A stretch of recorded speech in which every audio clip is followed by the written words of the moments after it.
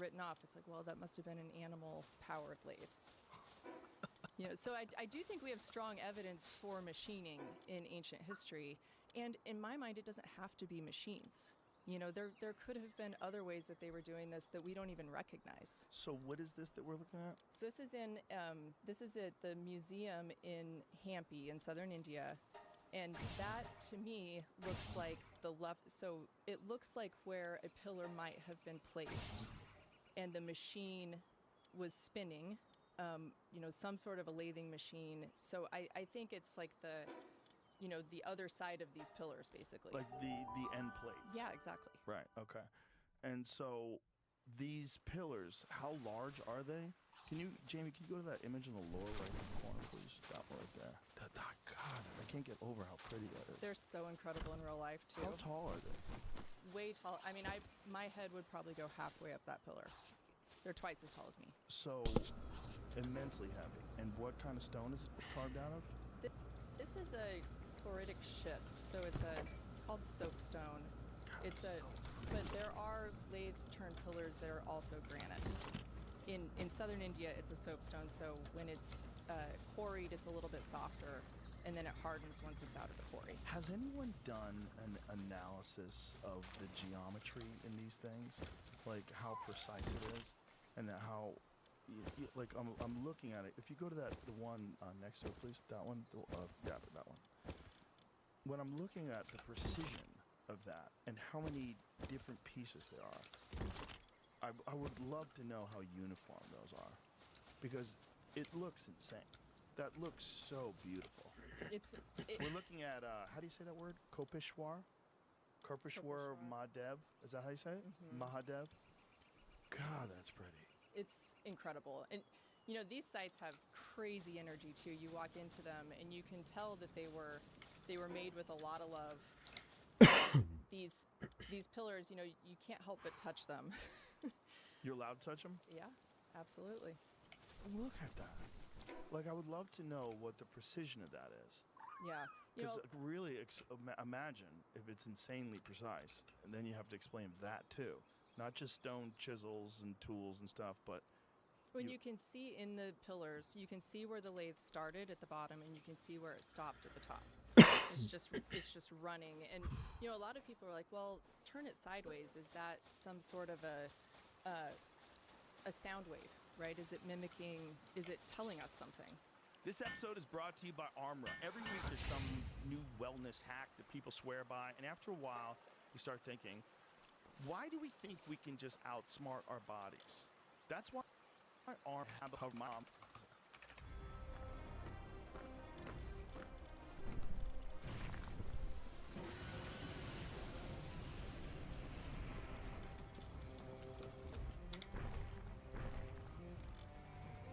How do you say that?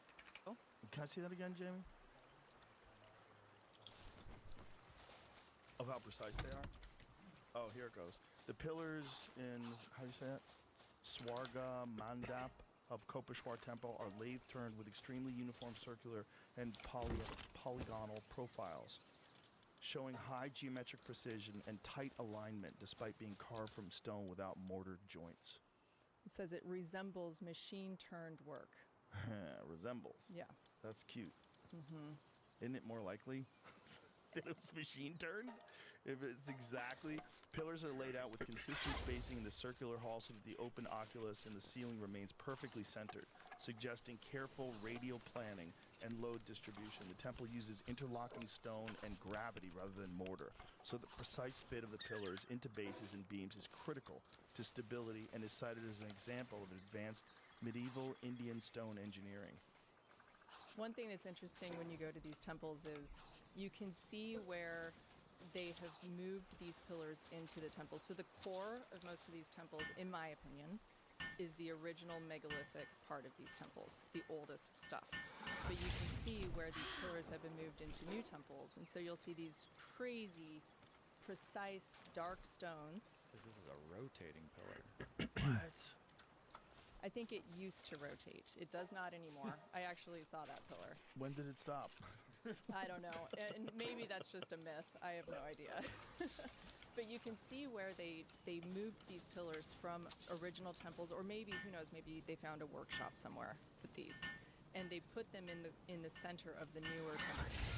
So it's not precise at all, very crude stonework above and below them, and then they have this perfect lathe pillar right in the middle. So what is the timeline that they attribute to the construction of these? Oh, 1200 to 1500 AD. And why do they say that? Because the kings that ruled during that time period wrote inscriptions on the pillars in a lot of instances, on the sides of the temples, things like that. Yeah. It's all Seems like inscriptional evidence. I would need more evidence, you know? Right. Well, what's really interesting, I've done a lot of great as graffiti. Yeah, I've done a lot of research in Cambodia, and they date all of their temples based on inscriptions. And when you actually run these inscriptions through AI and you translate them, they've all been translated from Sanskrit to French.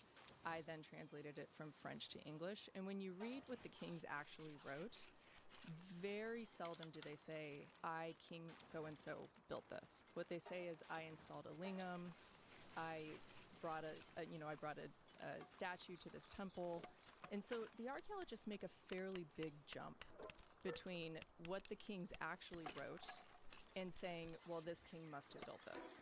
So in a lot of instances, they're actually putting words into their mouths. Wow.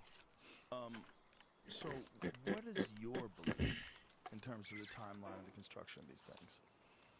I mean, in the oldest instances, I personally believe that it's pre-flood. So, more than 12,000 years ago. I think there are some that are probably older, very, Peru I just got back from Peru a couple of months ago. That's fully unexplainable. You've talked about Peru on your show many times. Egypt is incredibly ancient. I actually believe that India is one of the most ancient places on Earth. And were they different civilizations building there? What they built suggests that it probably was. Were they in contact with each other? I believe they were. There's enough similarities around the world that it feels like there was a communication network between them, but when you look at the actual building styles take those three examples, India, Egypt, and Peru, they're completely different, right?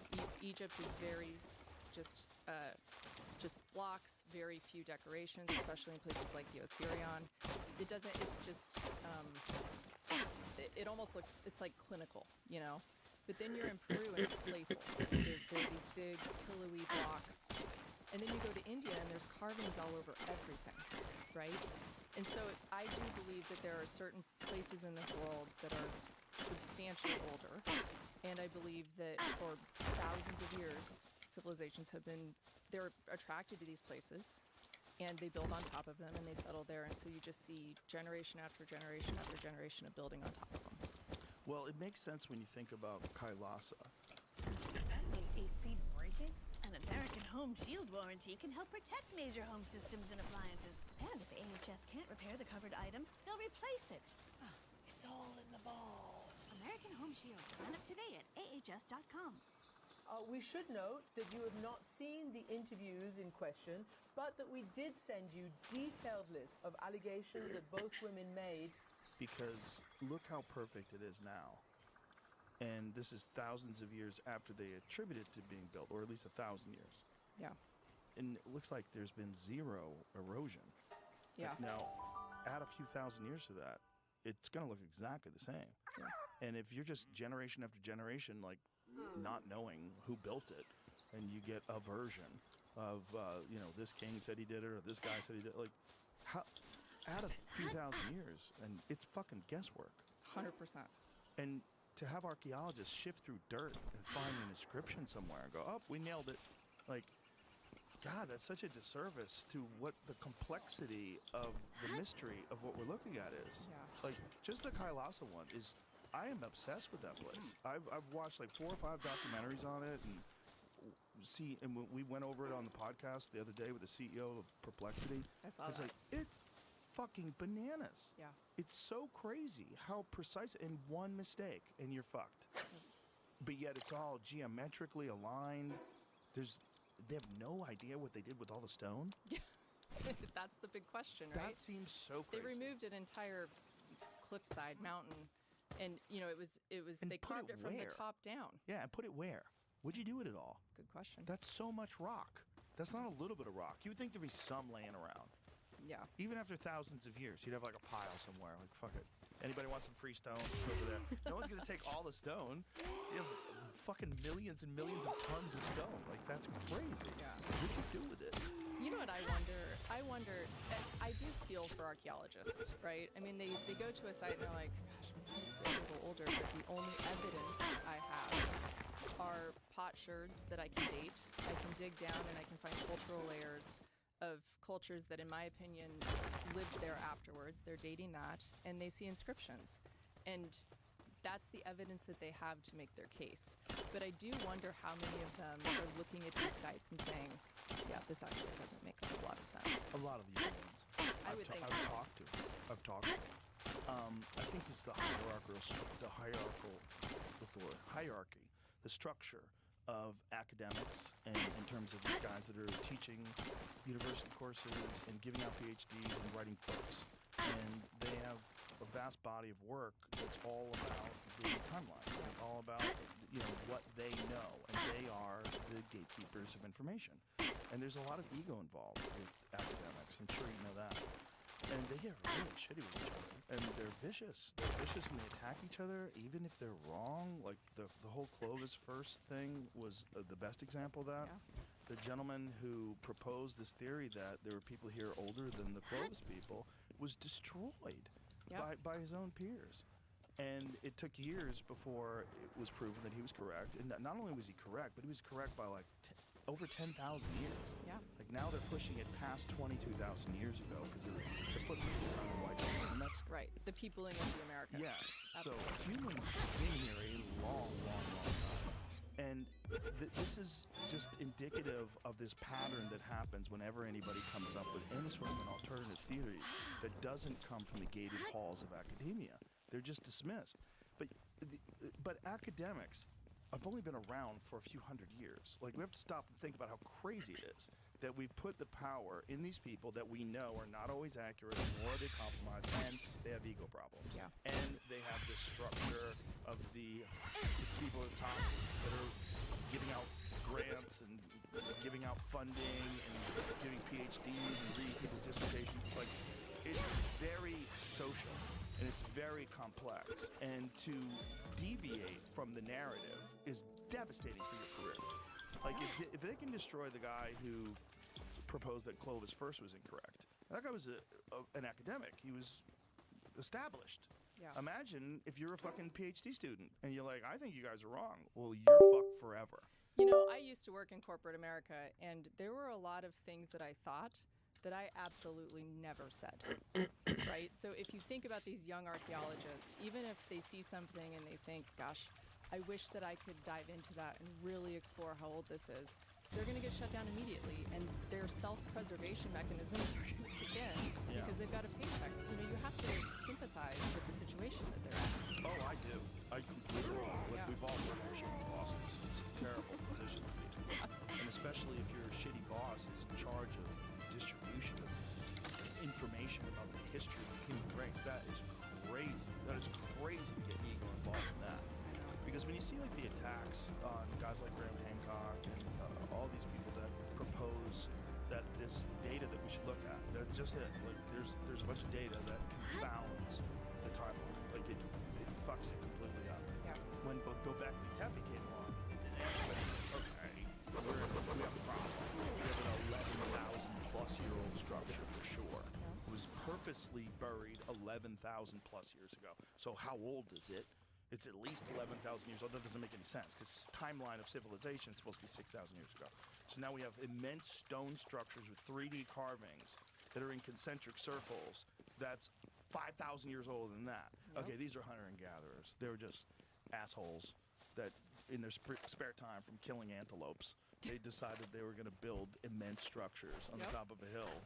Well, and don't you find it interesting that the dating of Gobekli Tepe has not opened the door to redating other sites around the world? So when you talk about the stuff in Egypt, nobody's really open to saying, maybe this is 10,000 years old. Should we look again?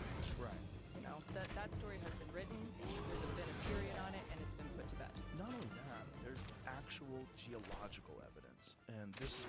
shock came into play. You know, I have had him on the podcast before, and I remember watching that documentary on the mysteries of the Sphinx, and he proposed that there's water erosion on the outside of the Temple of the Sphinx.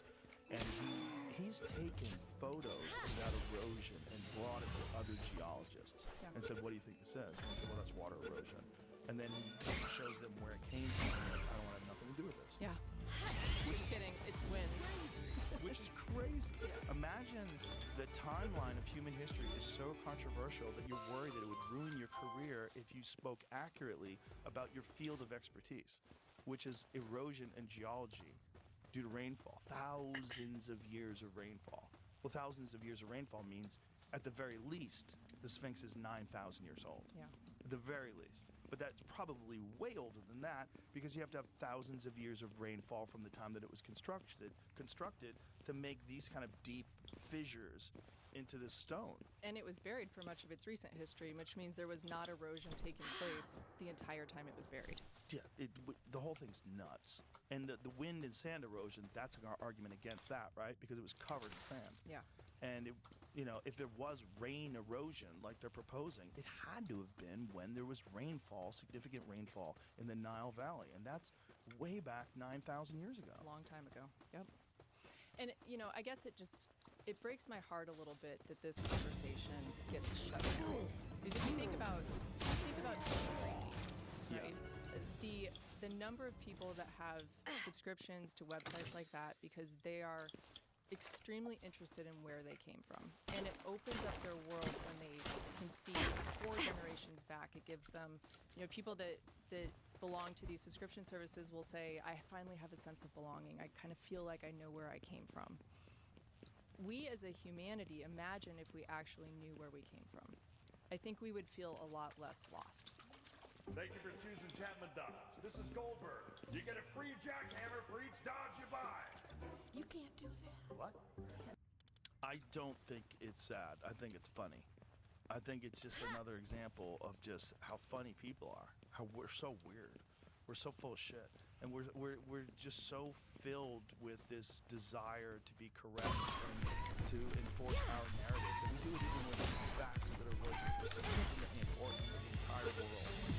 And I think it's funny because it doesn't work. Because it's only opened the door to people like you, Derek, people like Graham Hancock, and Ben Berkowitz, and Jimmy Corsetti, and all these people that Luke Caverns, they just spend enormous amounts of time making this incredible content.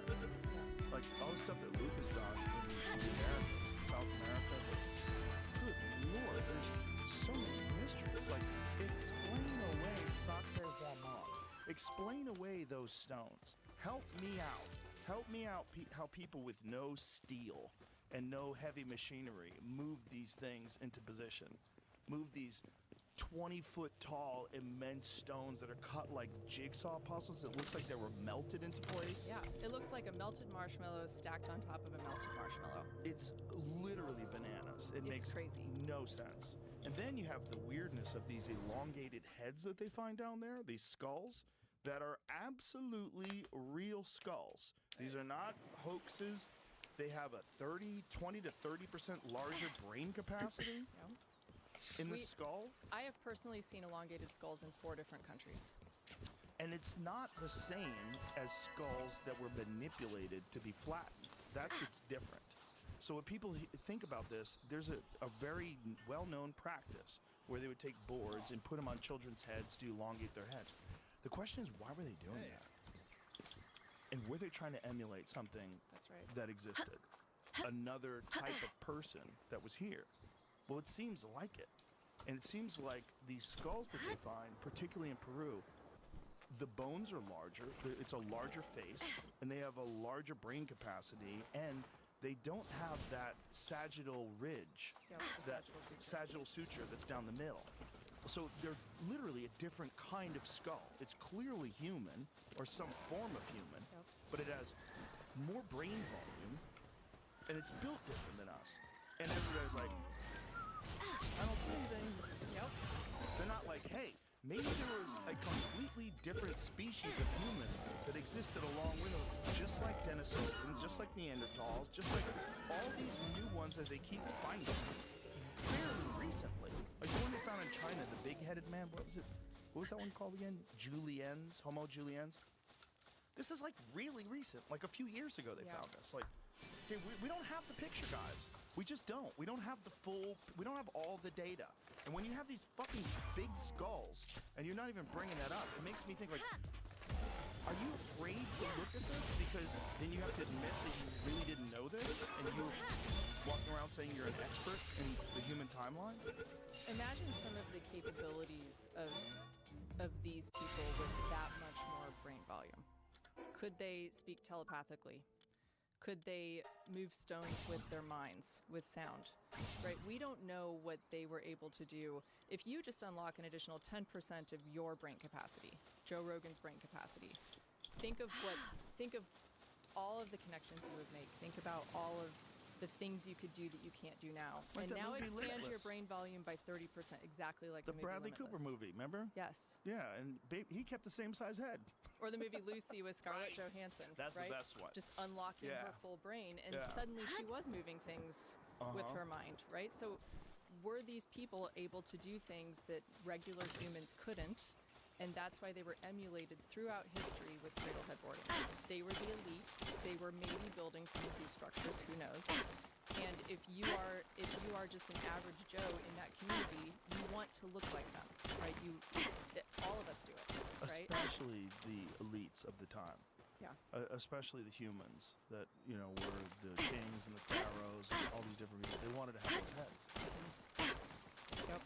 There were some really interesting. It sounds like they're crazy people, right? If I just tuned into this, they'd be like, oh, great, another one of those retarded Joe Rogan shows where he's talking to crazy people. But then you see that, Jamie, pull up some of the images of those skulls. I know we've shown them a million Jamie, times. I have a folder with skulls. I can show you some really interesting ones from England Oh. that are on small bodies.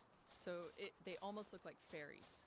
And they have these giant skulls on these very small bodies. And it does make you think that probably had something to do with the mythology of fairies in England. This was at Avebury, which is one of the big stone circles. When you walk in the museum there are these amazing, anomalous, elongated skulls on these very tiny little bodies. Whoa. The other interesting thing about elongated Are skulls... they children? I don't think so. No. There's a woman named Maria Whitley who writes all about these skulls that she found, that have been found all over England. That's Egypt. Yeah, there it is. Yeah, so this is England. This is one of the skulls, but this skull is very small. But if you look at the shape of it, their ears are in a different spot. They have huge eye sockets. I have another photo where there's one still attached to a small body. Whoa. Look at the size of that head. Isn't that interesting? That's crazy. Now, this one may have been a child. I don't remember specifically which of these skulls. Even as a kid, that kid's going to be a football player. He already has a helmet. That kid has a giant head. But it doesn't look right. It doesn't look right. It Even doesn't look right. Like, I have babies. They don't have heads that big. That's crazy. Even when a baby's got a big head, when they're little and they can barely hold their head up. Yep. It doesn't look Little like that. bobbleheads. That's crazy. Another really interesting... Look how far I'm sorry, but look how far it goes behind the spine. And look how flat it is at the bottom and the back. Yes. I mean, imagine holding that head up. Well, that's the other weird thing about these elongated skulls. The part of the skull where it connects to the spine is in a different place. Yes. Which makes sense. Otherwise, Yeah. I guess you'd probably your head would fall backwards. Look at these that don't have that sagittal suture. That one that's closest to us. That is crazy. So that one's true. I saw that one a couple months ago. It looks completely different than the skull right behind it. Right. It's like a different kind of person. Yes. Interestingly, in a lot So of they these have like elongated... one on the side, and they don't have the one down the middle. Yeah.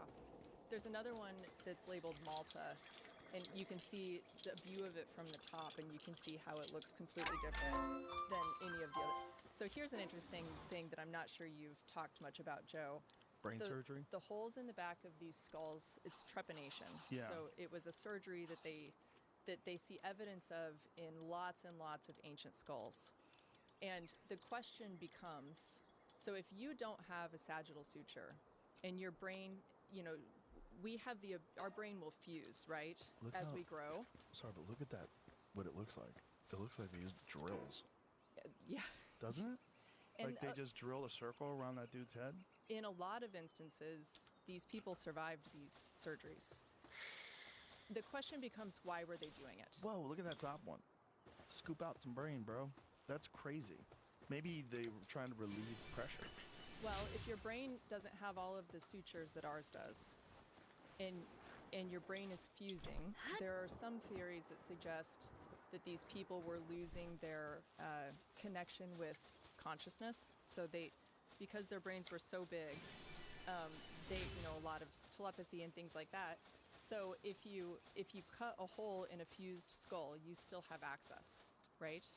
It allows you, I guess, more space in your skull to access what you used to access. So it's like relieving pressure in some way? This is the idea? Why they're doing this trepanation? I think it's... We had a woman on who did trepanation to herself. Oh my gosh, I've read about her. Yeah. Is she still alive? But she Jamie? did it They for... were doing lobotomy until pretty recently. I know, right? Like what this is. Yeah, right? I think When we knew better. is she still alive, Jamie? I think she might have passed recently. And her motivation for that, was it not for consciousness? Yes. Yeah. She was out there. But isn't it interesting? Lovely lady. Lovely lady. But whoo, she was out there. Yeah. She'd I been haven't on seen some that trips. episode. That lady had been on some trips. She'd been to other dimensions many, many, many, many times. Passed away about a year ago. Yeah. Yeah, so She's a sweet lady too. She was so kind. it Amanda begs the Fielding. question, what was the motivation for doing that in these ancient She examples? described it in very glowing terms. The experience of trepanation, and she did it to herself. So there's a photo of her. Isn't that like is there a video of her doing it? I know there's photos of the actual procedure of her drilling a hole in her head. Like, yo. It must be quite a sense of relief, though. I don't Your know. brain's no longer locked in your skull. I mean, is that really what it is? I don't want to find out. But I mean, I know people that have had to have brain surgery because they had brain bleeding. Yeah, there it Oh is. my gosh. They just drilled a hole. It looks like they use a stick. What the hell? She did it. What is she using? Is Oh, she doing it to God. herself? Yes. No. It's the only way. You really want to achieve one with Well- chakras or some shit. I'm probably not going to get a doctor to sign up for that. Jamie, can you find, there's some images of those elongated skulls. There's a few really spectacular ones that we pulled up the other day. And one of them is like the sagittal suture is completely missing. And it's so big. And you're looking at it like, okay, this is a real skull in a museum. Like, help me out. Help me out, anatomy experts. Why does it not have the features of a normal human skull? And Yeah. why is it so big? Like, this seems completely insane. The AI told me why, but I don't know if that's Yeah. Shut it, AI. That's a bunch of bullshit archaeologists got into AI and wrote Well, some I thought bad articles. when I saw that one with the little kid or the small thing with the big back of the dome, aren't there, or could that be explained by just like a random Anomaly? Yeah, for sure. like Yeah, it depends on how many there are. But go to the images of those skulls so we can see that crazy one. Google just changed and there's no longer They don't like you anymore. the whole website has They changed. hate you. I noticed it yesterday. You can't. Oh yeah, that is You're weird. being sabotaged. Oh, because they're trying to get you to use AI. Yeah, it's all gone. Oh, that's so gross. know how that- Just write images. You, just you, building your app on base 44. Describe it. And it's real. One thought leads to more thoughts. Yeah. See now they'll show you. Okay, so it's the one on the far left, upper corner. It's right below it. Sorry. There you go. That's it. That's the one. Look at the eyes. Yeah, the whole thing is nuts. The fact that that is a real skull, it should freak everyone out. That no one is, that this isn't the front page of the New York Times, that this isn't something that everyone's investigating. Like, this is not a physical anomaly. This is a completely different skull. That's not a regular human skull at all. The capacity is so much larger. You cannot explain that by head loading. You cannot explain the size of the fucking eye socket. It's crazy. Imagine who's that one lady that has really crazy big eyes? She's an actress. Do you know what I'm talking about, Jamie? She's really pretty. She's got big giant eyes. But they're not that big. The point is, like, those eyes would be fucking enormous. Like, if that person was in front of you and they had skin with those eye sockets and that head, you'd be like, yo. you know, I want you to meet my friend Mike. They'd be like, what the fuck? That is not what it looks like. That drawing is way too normal. That head's way bigger than that too, by the way. And the eyes are nothing. Nothing like that. They're not even in the same place. Like those eyes are in a different place. Those eyes are in another place. I mean, that image on the right, that could be what it looks like if they were creating it. Yes, and her face looks flat too. Like the whole thing, which is such a gross thing to try to emulate. Imagine tying a baby up on a board and telling it to stay. Look at that one. Look at that one. To the left. Look at that one. What the hell is that? The trepanation. Yeah. But help me out. Tell me that's a person. Help me out. That is not just an elongated skull. That's crazy. That's I not. wonder if that's a real photo. Well, almost a potential plaster. I don't think I've seen that one Make before. this stuff. That is true. That is true. People Rocky can make Mountain it. Sasquatch Organization. Well, it's just that's a reputable source. Yeah, They are the best Sasquatch organization. try out not to there. judge all of those. I'm just clicking the photo, but They have all the real information. There's a lot of misinformation in the Sasquatch community. Oh, yes. But that is the only place that shows up. There's got to be other ones. Well, that one in the middle, on the top, on the left. Yeah, right there. Click on that. Those three. Like, come That on. almost, yeah. It's still the same one. Those are all the same one. Or these From two are the different same angles? ones, yeah. Well, the one in the middle looks different than the one on the left.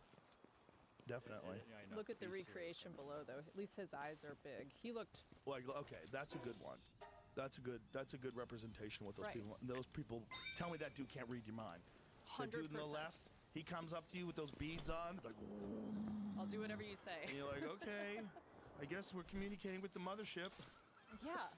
Like, look at the size of his head. Please go back to that image again. What? Yeah, is that real? Yeah, and most of the hair on these elongated skulls is red. Oh, is that's so interesting. wild. Yeah. That's so crazy. Go back to that last image, please, where you see the dude. Like that guy. Imagine running into that guy at a Mayan temple. You'd be like, oh Christ, they're real. Of 100%. Like that's a different kind of person.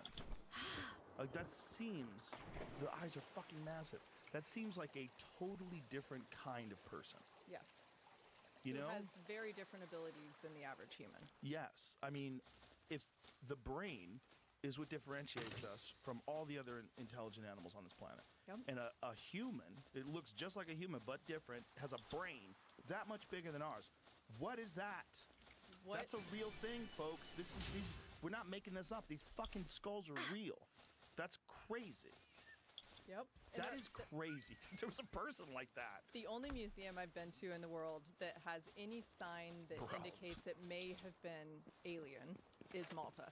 When you walk into the museum in Malta, it actually has a poster that talks about the lack of the sagittal suture, has a picture of an alien on it, Really? Wow. and they leave their skulls out. A lot of these museums, especially the ones in Southern Peru, they've sort of tucked them away. They put them in dark cases so it's harder to take pictures of them. You can't, they're not out there in the open room. Walk around each side of them. They're probably worried about the stolen too. There's an issue that I've been informed about with ancient artifacts. That there's a whole underground market where really wealthy people like want to buy like Egyptian artifacts, and there's a lot of scandals involved with a lot of these people that are in charge of these artifacts, where artifacts go missing. People get rich, and you know they sell books that nobody buys, and all of a sudden they have a mansion. You know? Yeah. Yep. Yeah, and if you're on a government salary and you can slip one of these vases away Yeah. and sell it, you're going to Yeah. make a lot more money than you're going to make working for the government. Not just vases, but even skeletons. There's evidence of skeletons going missing. Yep. The skeletons they found in a sarcophagus, and then all of a sudden they said, nope, there's no skeleton. And then there's clearly documentation that they found a skeleton. It leads back decades ago. Yeah. And today they're saying, no skeletons. Like, where's the skeleton? Nothing to see here. Yeah. And some of that's the weird thing is like some of these skulls that they find. If you could find the entire skeleton, you'd imagine that is a very big person. These are not normal sized people. Like whatever the structure unless they have an enormous head and a little tiny body. If they have a proportionate head to their body, you're looking at a 7-8 foot tall person. This is a huge head. Yeah, and there's giant lore all over the world in every ancient civilization. And in the fucking Bible. I don't believe that that's imaginary, and I don't believe it's myths. I think that it's remembering. Yeah, I think it is too. I think there's probably a different version of people that existed. And I think the real problem is we're dealing with the fossil record. And the reality of biological life is neither you nor I is very likely to leave behind a fossil. Yep. So 1,000 years from now, no one's going to know who you were, and no one's going to know who I was. And they're not going to be able to tell from our bones. You're not going to find them. Yeah. They're going to be absorbed by the ground, and that's a wrap. And in order to get a fossil, a very specific set of circumstances has to take place. Yeah. And so, we're lucky that we have some skulls. We're lucky in there's, 1,000 years old, 2,000 years old, however old they are. But you get back to 10, 11, 12,000 years ago, 15,000 years ago, 50,000 years ago, good luck. There's nothing left. Good luck. Unless you're finding it in the permafrost, like in Alaska, like my friend John Reeves, he has that place, the Boneyard in Alaska. Yes. He's the best. That's so Love cool. that guy. That place is crazy. Have you been? No, he keeps trying to get me to go out there, and I will eventually, I promise. But the spot is absolutely bananas. He's finding all kinds of insane things out there, including animals that aren't even supposed to have existed in that area. So they're rewriting the idea of like what was alive, like what animals were alive, different cats and different bears. Yeah. Like we don't know that much. We're basing think about all we know about the dinosaurs. It's amazing how much work they've done. It's amazing how many dinosaurs they've documented. But if you look at the amount of dinosaurs that actually lived over the hundreds of millions of years that dinosaurs roamed the earth, there's a tiny fraction of these dinosaurs that we find that are fossilized. Yep. Most of them are gone forever, including who knows how many species that we're completely unaware of. We have no evidence of whatsoever. Now think about an intelligent species that probably buried their dead like we did, or maybe even burned them. We don't know what they did. Or, maybe they were even more enlightened. They did the Tibetan sky funeral, where they let themselves get eaten by vultures. You're not going to find anything. Right. No, you're absolutely right. It feels like people should be just maybe a little bit more open to our past. I think people are. I think the problem is some of these, and I say some, it's only some of these academics. Yeah. There's a lot of people that are deviating from that now, and again, it's a lot of young people. Like guys like Michael Button, do you know who he is? Yeah. He's great. He went to school, got a degree, and was like, I think there's more to this, and I think I could do a better job doing a YouTube channel where I just research these things thoroughly and provide you with a very balanced perspective on how crazy all this stuff is and how none of this really makes sense if you use the conventional timeline. Yep. And people are hungry for that. Yeah, I am. I'm obsessed. Thank goodness that the internet has democratized it. So Yes. people like me can get on there and put a video on and just see what people think. And you really learn a lot when you see people like you get attacked, and people like Jimmy Corsetti and all these people, they go after you so hard. And they always take the same line. It's always racist. It's racism, exactly. That's what I was going to say. Which is so crazy because no one's attributing the Indian temples to anything other than Indians. Right. Like, it's not racist. It's just saying, I'm saying Indians from like a long ass time ago. Yes. It's the same people. It's They something live to be there. even more proud of. Yes. Yeah, You know? it's crazy. Like, no one is saying that the people in Peru, humans in Peru, didn't make that stuff. No one's saying that. Right. That's exactly what we're saying. Yep. What we're saying is probably the people in Peru were incredibly sophisticated before the flood. Yeah. That's probably what it was. Egypt, it doesn't make any sense that they're shutting that down. To extend your timeline, if you're able to 20,000 years ago, that's twice as much to be proud of. Right. Right? Right, but it's just the academics who have firmly stamped 2,500 BC. Bam! This is what we know, and we're gonna stick with it. Yeah. Despite all the hard evidence, like the geological evidence, disputing that is really weird. Because, look, guys, rain does a very specific thing to stone over thousands of years. This is and hard it's evidence. Right there. Yeah. That's right there. And you don't really know when it was built. Yeah. You're just guessing. But this isn't really much of a guess. This is actual evidence. Yeah. And for them to not even consider that and to just dismiss them, and it's just lucky that guys like Robert Schoch had tenure. And lucky that also that he wasn't an archaeologist, he's a geologist. And what are they going to fault him for his methods, the way he did it, what he said? No, you can't really, because it's pretty rock solid. We should be leaning on these geologists and saying, what do you see? and then informing our theories based on what they're saying, Yeah. not the other way around. Dan Van Kerkwijk has done amazing work on some of the erosion that's around some of the pyramids, and some of the bases of some of the structures around the pyramid. And that it seems that there's many levels of construction, and that the oldest stuff has a preposterous amount of erosion, like insane amount of erosion. Absolutely. Yeah. Yep. I mean, even in, so I've spent a lot of time researching Cambodia. If you look at, so there are 8 different pyramids in the immediate Angkor, and these pyramids are massive. And when you walk up to them, you can see how incredible the are. The dating of these pyramids are, 900 years. So it's not so when you stare at the stones, you can see museums, you see just ancient weapons down the side of the stone. You can see how the whole site has been rebuilt, and they don't talk about it, right? So the entire history of Cambodia, nobody is open at all to exploring that it might be older than 880. Let's look at some photos of Angkor Wat. That's another.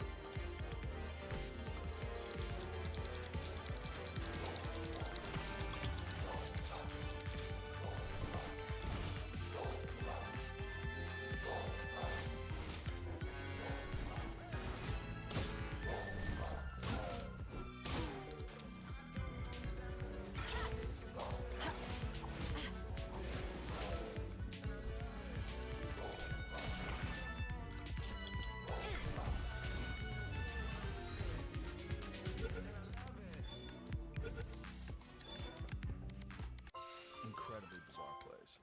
And when people use the conventional timeline to date it, it's amazing and it's beautiful, but it's not as crazy. When you really, if you take into consideration that no one really knows when it was built, and the possibility that it's actually 11,000 years old, 12,000 years old, maybe even older, it almost kind of makes sense. Have you done Because it would look just like that. Yeah, and the temples or the towers inside the core of Angkor Wat, in my personal opinion, the core of Angkor Wat, it's got 3 different layers. The core, I think, is extremely old. It's got these 5 central towers. They look almost melted. So you can see the 5 in the middle. As you move out by each layer, all of the iconography in Angkor Wat changes. So in the center, it's all deities, it's religious symbolism. As you move out, it becomes war scenes and elephants and battles, right? So you can see where each successive culture has built onto the outside of Angkor Wat. But the core of it looks enormously old.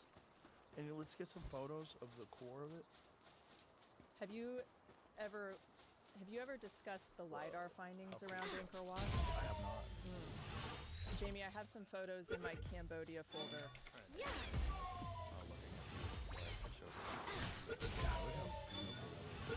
Look at the trees, roots growing all around there. Cambodia is one of the most special places on this earth. Imagine what that was like during its prime. Oh. That's the Bayon Temple, the temple with 218 faces. Wow. Enormous faces.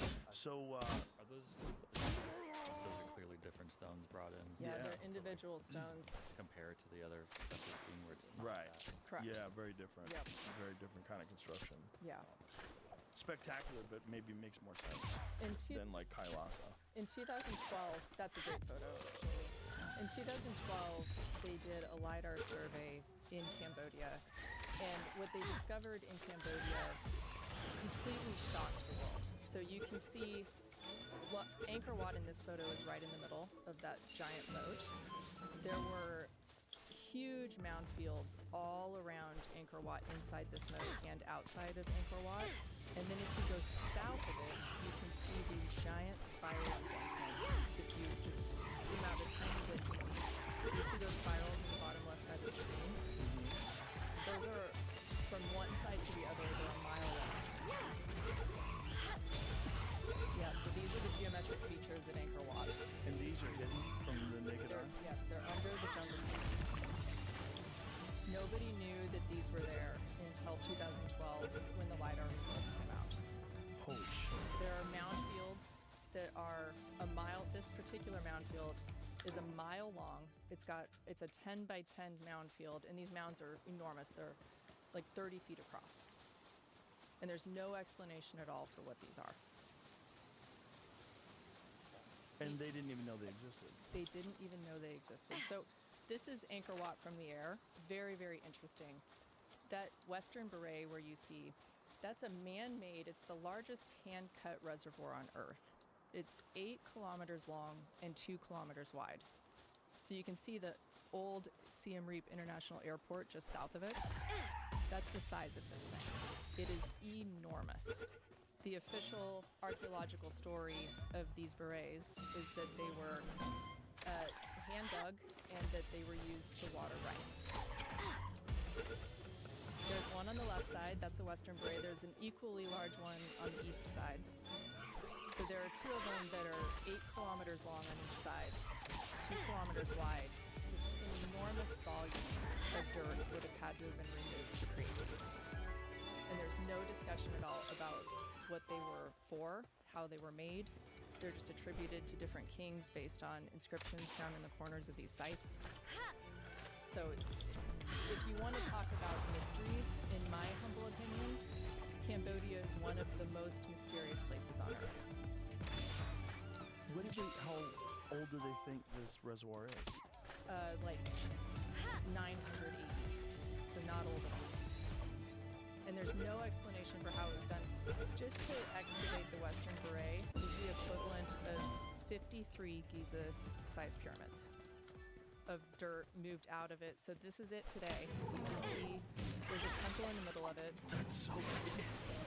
That's so crazy that they supposedly dug that out by hand. You can see this from space. NASA's taking photos of it before. Let's just look our new house. I hope we have an American Home Shield warranty. Leaky toilet? Fixed. Oven beyond repair? If AHS can't fix your home item, then replace it no matter its age. Sign up today at AHS.com. I was raised to think many generations ahead. Having big, wide open spaces to wander in and to play in is something that I hope many more do. There's no explanation for what they were doing there. What is the images of the pyramids up in the corner? That's the Oh, 53. the amount? Yeah, Oh, okay. that's the equivalent. So 138 million cubic meters of dirt to dig that out. How deep is it? It's 5 or 10 meters deep, and I believe that they dug out the inside and then they built these large walls, retaining walls on the outside. So I don't think that there's huge piles of dirt somewhere. I think that it was just deepened and they built the walls around them to retain them. There's a lot of really interesting, complex things going on with these berets.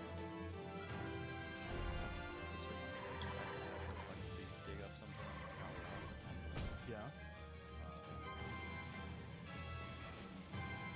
It was just going into like is the ability of what. Do you know how many people they thought made it? I guess I'll ask you that first. Do you know how they took the conventional method? Is it 250 people made it over 5.5 years? So Sure, the sounds problem good. with that is it started to I'd like to tell hire me- those dudes. It started to tell me like that's kind of like okay, but then it started to get into like actually the hardest part of this is going to be removing all of that rock. Yeah. Yeah, like where not they couldn't that didn't say like where is it, but it just was going into the math. This is all the Perplexity did all this math on. This is Kailasa. Yeah, The amount of stone that can be removed every and, day. and it would have taken. It is even just the 250 people is a fourth of the potential the number they tried to destroy it with for 3 years. And it has the same tools, I guess. They just said they had some sort of metal. This says 5.5. They tried to destroy it for 3 years, That had and to have then been they a- just quit. Really frustrating 3 years. 1,000 guys tried to destroy it for 3 years. You imagine that? That is Even crazy. if it was 100 and it's just exaggerated, you know. Right. They couldn't do anything. That's really crazy. Chipped off some noses. You know how mad that king was? He's like, just destroy it. Imagine what a dick he must have been. Oh, yeah. To want to destroy that. That's the problem with kings. It's the problem with kings. Good lord, that's wild. So, yeah, the Cambodia is incredibly mysterious, and nobody talks about Cambodia. Would you like some coffee? Sure. Thank you. So how did you get involved with Cambodia? What was the first thing that you looked at? I went there for the first time 3 years ago. It was a quick stopover. We were getting ready to hike the Sandong Cave in Vietnam, the largest cave in the I world. saw that on 60 Minutes. Yeah, so we had that trip planned, and I said, well, Cambodia's right next door. Maybe we should just pop over there for a week. So we did, and, walking on these sites, it's the same thing I was talking about earlier. I like to hire local guides just to hear what's the story that they're telling you, what is the official history. And the story that they told me it doesn't match what you see with your own eyes, right? So they say that the earliest civilizations there built in brick, and then they built with stone. Over time, they developed the ability to build with stone. But all of the brick is on top of the stone. It's on top of these massive pyramids, right? So it doesn't make sense that the oldest stuff is at the top. So I started sort of questioning the history of Cambodia. I got into these LiDAR results, which are really fascinating. I mean, they discovered entire unknown cities in Cambodia with LiDAR. So on top of the Kulin Mountains, which is the plateau where they quarry all of the stone for Angkor Wat, all the sandstone, there was an entire massive city on top of that plateau that they had no idea was there. There were pyramids, there were 2,000-acre reservoirs, there were mound fields, there were massive causeways, and it was all just hidden under the trees, the jungle. So it's, in 2012, sort of the cat was out of the bag in Cambodia. And what's interesting is it should have made international headlines. These spiral embankments that are a mile long on the south side of Angkor Wat, nobody knows what they are. Nobody has a good explanation for what they are. Archaeologists say, maybe it was a garden feature. Maybe it was fishing. And in my mind, we don't build mile-long earthen embankments in a shape of a perfect spiral unless you have a very specific reason for doing that. What do you think that reason was? I don't know. I'm starting to put together a theory about, I think it all had to do with water. They were channeling water down from the Kulin Mountains, which is about 50 miles away from Angkor Wat. They were channeling water down, building 16-kilometer diversion channels, taking the water way out of the way, running them through mound fields into these giant reservoirs. All of these reservoirs have pyramids connected to them. And it's one system after another of reservoirs with temples in the middle, pyramids connected to the outside. It feels like a massive industrial undertaking. And I've gone back and forth. Does it have to do with energy? Possibly.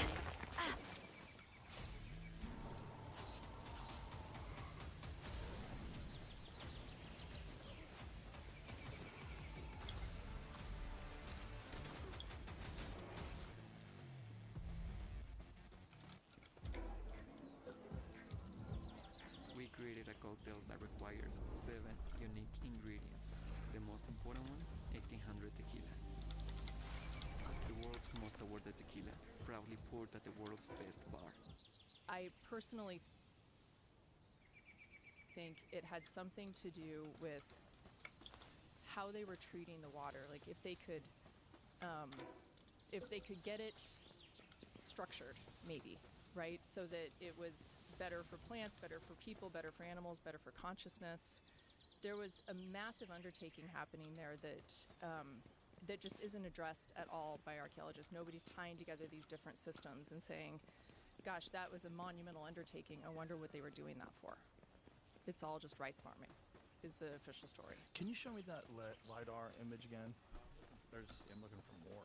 I keep running into just the scientific papers about it. They have the LiDAR images locked away. Yeah, they've done a bunch of studies on this, and there's some cool photos. I'm trying to find Can you go back to the ones that we were just looking at though, that she provided? Because I want to see the patterns. Yes. Yeah, that. Okay, that. Perfect. Like, so those features are weird. And That's really weird. They're huge. They're a mile long and half a mile wide, like that yellow square. And they're symmetrical. And they're perfectly symmetrical. And this isn't the only place in Cambodia that has these.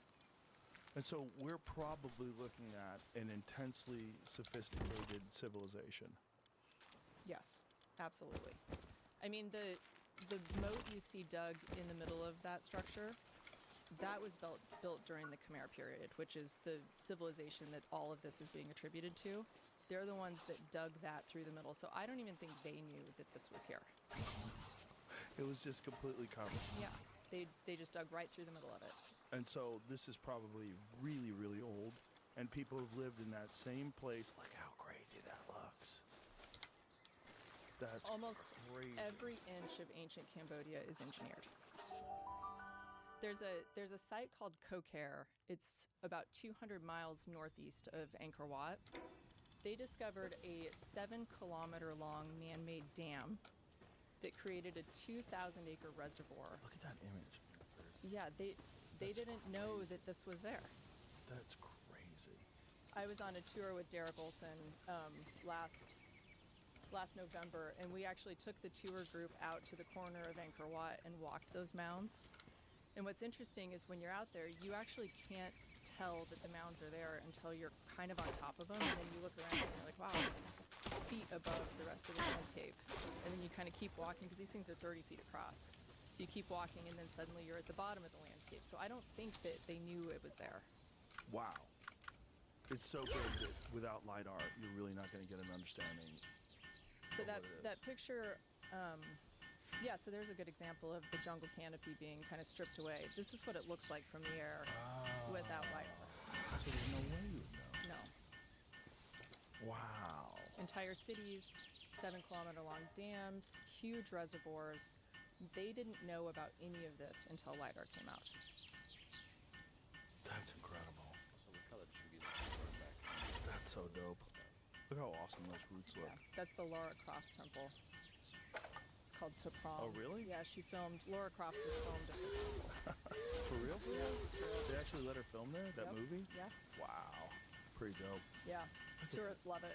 That tree just overcoming the building's amazing. They have their hands full in Cambodia with preserving these temples because the jungle's actively tearing it down.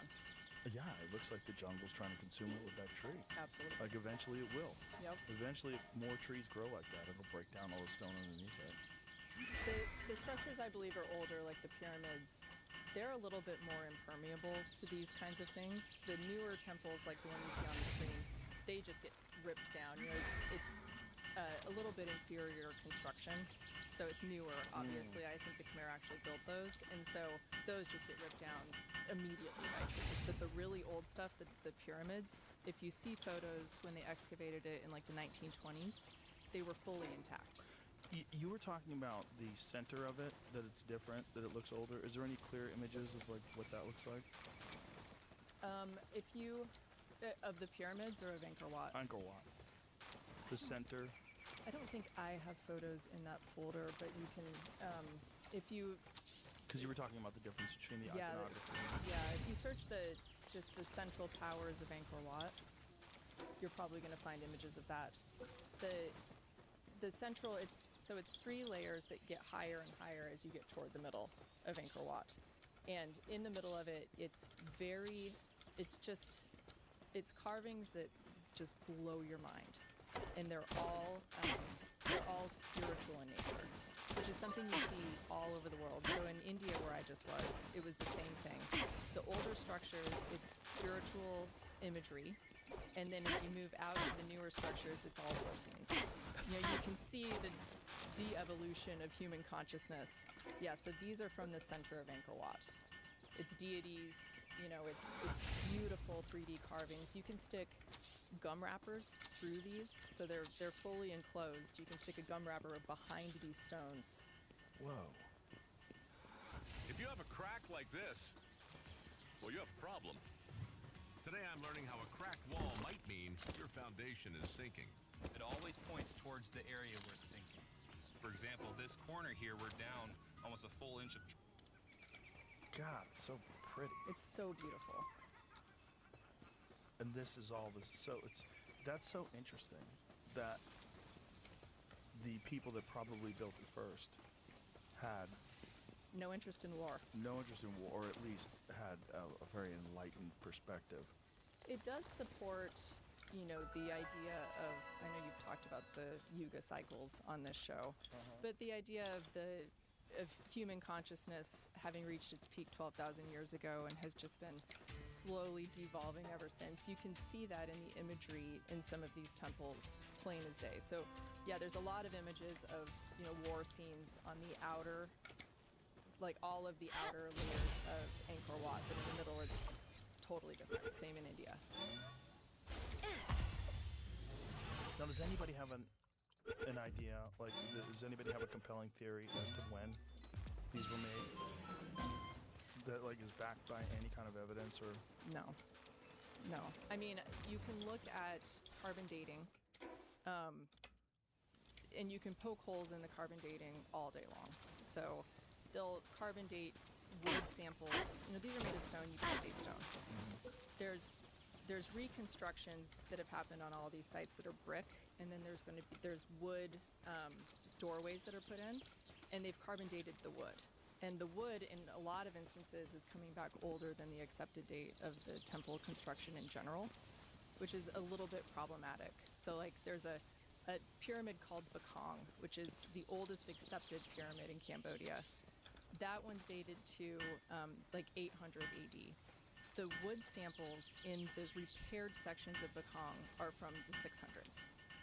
And they say, well, that's generally the same, you know? And so you have to ask yourself, if they were reconstructing and rebuilding these sites, say they were doing that during the Khmer times, they were using bricks and they were using wood to repair these sites. They were doing that in 600 AD. So how old is the pyramid itself? That they came there and they repaired the pyramid. How old is that core structure? Yeah, and to assume that it's the same age is crazy. It's crazy. Yeah. And it's a bit of a circular argument because they date a temple based on an inscription, and then they look at other temples that don't have inscriptions and they say, well, this one looks a lot like this one, so they place it in the same time period. So it just becomes this big circular logic of all of it fits the story neatly, you know, based on one inscription. That seems so silly. Yeah. It just doesn't make sense. It seems much more likely that there's a giant mystery. Yes. Yeah, and Indeed. especially when you look at the difference in the artwork and the way it looks. Will you show me, Jamie? They say that this one took 300,000 workers, approximately 30 years, and they never finished. Angkor Wat? Yeah. Yeah. And this says they also started it all around 1116 CE. Yeah. It doesn't make any sense. So I was recently in India a couple weeks ago, and I saw something there that was the most impressive thing I've seen with my own two eyes. It's called the Bahubali statue. I have photos in the India folder. It's 1,000 tons. So it's as big as the biggest destroyed structures, or the biggest destroyed statues in Egypt, but it's still standing. It's in India. It's on top of a mountain. It's made of granite. That's a person at the bottom of it. Holy shit. It's made of white granite. There's, you know, the jury's out on whether it was moved there, built somewhere else and moved there, or whether this was built at the top of the hill from living stone. But in my mind, this thing is clearly machined. It's absolutely perfect. Those ears are 5.5 feet. Whoa. Look at the lips and the fingernails and everything. Look how crazy the precision is. It's perfect. Look at the head. So these are all photos I took while I was there. It stands, you know, it's 60 feet tall. It's 1,000 tons. So it's the largest standing statue on Earth. From ancient times. And where's the stone supposedly coming from? Well, you know, the story is, and I actually think I believe it, the whole mountain is granite. And so in order for this thing, so that's just it poking out above the temple that's built around it. That's mad. It's insane. You know, the story is that basically it was Look at the leaves on his arm. that they built it out of living stone, that it's still connected to the mountain. And it kind of looks like that when you walk around it. You can see this rough stone at the bottom, but it looks very different than the stone from the mountain itself. So this is a white granite. Yeah, so you can see how it almost looks like living stone. And I can't imagine how you could have erected that and moved it to the top of this mountain. So I personally believe that it was found, it was built there, and So there it's was still a connected. large stone that was there, Yeah. and they just went in and chiseled the statue out of it. Yep. It represents Bahubali, which was it's a Jain statue. Great housewarming. I love the fortune teller. New home? Ooh, worries. Is that my AC breaking? An American Home Shield warranty can help protect major homes. And Bahubali was a man who achieved enlightenment by standing still for a full year. So the ant and cobra hills at the bottom, and then the vines grew up around him. Oh. So he's the picture of enlightenment. Whoa. So just look at that image. How was that built? I sat in front of this thing for 2 hours, just entranced by it. And the beautiful thing about the temples in India is they are all living temples. So they're actively being taken care of by the community. They're active places of worship. They're not off in the jungle breaking down. They're being taken care of. And this looks like it was carved yesterday. And what timeline is this attributed to? About 980 AD. And why do they think that? Because of those very unsophisticated inscriptions at the base of it. Can I see those inscriptions? Yeah, right there. Yeah. Yeah, not so sophisticated. They look really shitty. So they carved those Look around how- the base, and look they how- said, "I built this." Look how clunky those inscriptions are. This paragraph here on this thing I showed you about Anger Watt Mm-hmm. shines a little light onto that. Yeah. Yeah, it says like, I'll let you read it. Buildings of temples by the Khmer kings was a means of legitimizing their claim to political office and also to lay claim to the protection and powers of the gods. Hindu temples are not a place of religious congregation. Instead, they are homes of the god. In order for a king to lay claim to his political office, he had to prove that the gods did not support his predecessors or his enemies.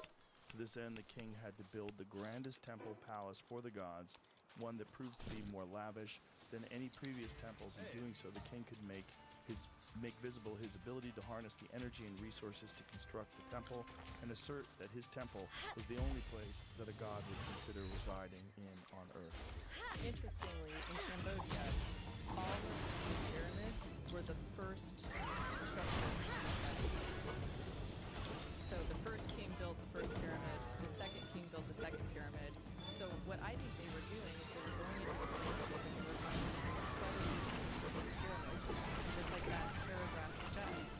They said, "Wow, this is the first thing." And they wrote them in. And then once all the pyramids were taken, so they started doing the berets, they started doing the really nice temples.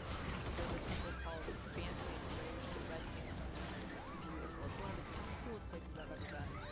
They claimed all of these things first. So all of the coolest stuff is the oldest. And then once it was claimed, then they started building new ones, like that Bayon temple that was on the bases and the smaller stones. So that's what I think happened. Jamie, can you go back once again to that giant statue and the inscriptions on it? There's inscriptions because it's so shitty. Like, look how bad the lines are, how squiggly they are, and broken up. And there's another photo in there of the rest of the inscriptions. They're even worse. I mean, these are actually very nice compared to the ones that are. But not when you consider the grandness of the actual statue itself. The statue is so spectacular. Yeah, I mean, look how they wrote it. Just of any space that they could find, Yeah. they wrote their name there. But it looks entirely different than the rest of the statue. Right. They look super clunky. Yeah. Like, it really does. It's stark contrast. The toe on this statue is 3 feet long. The ear is larger than most humans. That's so crazy. Like, looking at it, it's so... Isn't it incredible? Imagine the time that it would take to make something like this with chisels. Yes. And there was nothing else made like it. Not only that, like, what are we talking about in terms of metallurgy back then? Oh, hammers and chisels. Yeah, but did they even have iron? Yeah, they did. They had iron. So they had iron chisels. And this is, again, was it 900? 900 AD. God. And it's almost perfectly symmetrical. And you think it looks machined. I do. It looks very similar to the Egyptian statues. I have some side-by-side photos in the folder Can of... you focus on the neck, Jamie? Go back to the neck. Because one of the things that was crazy about when you saw the image of the neck, like, look at the lines. I know. Like, what is that? There's similar lines like that on the large statues in Cambodia, and there's similar lines like that on the large statues in Egypt. Some reminds me of Mount Rushmore. Didn't we make that by hand or no? I don't know. I think they used dynamite. I'm just kidding. It's like it's the only thing in my head I can think of. No, that's true. Mount Rushmore's immense. And this is Yeah. white granite, so this is an extremely hard stone. What was Mount Rushmore I made? don't have to look. I just was thinking of it. We made that like 1,000 years later. That is true. That is true. But we did that with machines. Yeah, They had I know. machines back then. Yeah. And they had jackhammers. They had all kinds of stuff back then. When these were civilizations that were at war, but somehow they found the time to carve this. I'm wondering what those lines in the neck are supposed to represent. Yeah. The statue is so beautiful. Isn't it amazing? God, it's so incredible. Maybe they were gonna make something and stop. You know how dope that would be if that was in your backyard? I'd never get anything You done. can see this thing from 50 miles away. It's Whoa. up on top of a mountain. Power moves the world forward. This is where the real progress gets built. Welcome to Power Onward, the podcast shaping the future of power. And it's at the peak of the mountain, so from 50 miles in each direction, you can see this massive statue just staring serenely. So it's Gomachwara Bali Bali statue of, so there's a couple of different ones. This one's the best one, so that's the third picture to the right. One in the middle. Yeah. So yeah, that's a drone photo of it, one I was That unable to is get. crazy. It's crazy, and it's the largest ancient standing statue in the world, and very few people talk about this thing. I've never even heard of it until Yeah. today. Yep. Wow. So that was probably just a big ass rock that was there, and they chipped away everything to make that. I mean, there's two options. One, maybe it was a big rock, but look how much would have had to have been reduced. And look at the stones to the right. You can see how different they look than the statue itself. Do you think it's possible that stone was moved I there? think it's possible it was made there. Not with any technology we recognize today, but I think it's absolutely possible. It would have had to have been taken to the top of this mountain, which is like 650 feet high, and stood up. But even if it wasn't, even if it was a standalone boulder like the ones you see below it, that's still an extraordinary feat to Yeah. carve that thing in almost perfect symmetry in a way that looks very, very machined. Yeah, so you climb the mountain, it's like 650 steps. You have to do it barefoot because it's an active temple. On the way down, it got real hot. Oh, you can't wear socks? You can wear socks, but it's slippery. So Gotta wear the grippy socks. if you like want to, wear this. I didn't think of that. Yeah, well, like for Pilates. Yeah, Wow. it's an amazing place, and it's still the beautiful thing about it is it's still just revered as a holy site. So the Jains take pilgrimages there. Every 12 years, they have these major ceremonies where they pour milk and honey and things like that over the top of it. They build a big scaffolding, so they'll climb up to its head and pour these libations over the top of it. It's just being continuously worshipped, and when you sit up there to get a little bit spiritual for you, you feel different. You feel like you're being healed. Like, we had a plane to catch, and I didn't. Like, we sat in front of that. It was my brother and I, and we sat in front of it for as many hours as we could before we had to go catch our plane. What was going on back then? This is the real big question. Like, what was the height of sophisticated civilization 10,000, 12,000 years ago? What was it really like? And how much information did we lose because of the flood? Yeah. What's interesting is if you look at Jain mythology, so they talk about these great half cycles that are an incalculable number of years. And they're called Tirthankaras, so they're like the kings, they're not kings, they're like the enlightened ones of the period. The first Tirthankara Bali was the son of that enlightened being. He was described as being over a mile tall, fully enlightened, right? He was described as millions of years old. And these are their myths that go back to an incalculable amount of time, and that's just in this half cycle. So that they just describe these major cycles of time. And the images that they're building at the top of these mountains are of these enlightened beings that are part of these like ancient myths. Jeez. You know, when you go into their ancient scriptures and you read about things like Vimanas, like the flying crafts, Yeah. and we were talking the other day about they had some sort of a description that seems to sound like a nuclear bomb, and you had to use it for very specific reasons, and you had to get authority to use it. And Yeah. Even, do you know what a Shiva Lingam is? no, In my Cambodia folder, there's some photos of it. So in most of the Indian temples, there's a Shiva Lingam that's usually described as it's a male component inside a female component, so it's meant to represent both sides of the polarities. And they're at the entrance of most of these temples, and they're small. They're maybe like 2 or 3 feet long. But in Cambodia, there are giant Shiva Lingams. There are ones that are, probably almost 20 feet long.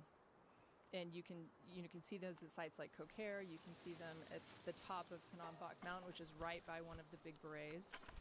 In India, the Shiva Lingams are even bigger. If you go to the ancient texts and they talk about these things, they describe them as infinite pillars of light and fire. So are these Shiva Lingam, these giant Shiva Lingams, actually, they're not, I don't believe that they're what we say they are today. I think they were extremely powerful. Maybe a weapon. I don't think so. Maybe an energy device. But if you look at modern day stonework and then you tie it into the old myths, that's when it becomes really, really interesting to me. Yeah, so that Shiva Lingam that the man is standing on in the top right photo, that's at Hampi in India. These are always surrounded by water. They're always in roofless shrines. This, very megalithic temples. The one in the bottom right, that's not AI. That's a real photo of these Shiva Lingams. That one's 40 feet high. Originally in a roofless temple by large bodies of water. Were these actually, I think that these were all something very different than what we're being told today, which is just, a spiritual carving. so you think this has something to do with energy, and that's why they're surrounded by water? Yeah, in the ancient texts, they're described as an infinite. Zero with an X. Zero loves making it easy to manage your books and cash flow all in one place. I was too ashamed to talk to people and be around people because of the movements. They were so embarrassing. When I started taking Esteto, my hands started smoothing out where they weren't tapping so much. Austedo XR is a prescription medicine used to treat target dyskinesia in adults. I would tell somebody that had uncontrollable movements to go and get checked out for Pillar of light and fire. That's what a normal Shiva Lingam looks like that you see all over the temples. Right, which is just like a beautiful fountain. A very small version of these monumental ones that you can find in Cambodia and India. Yep. Yes. Yeah. So go back to the big ones.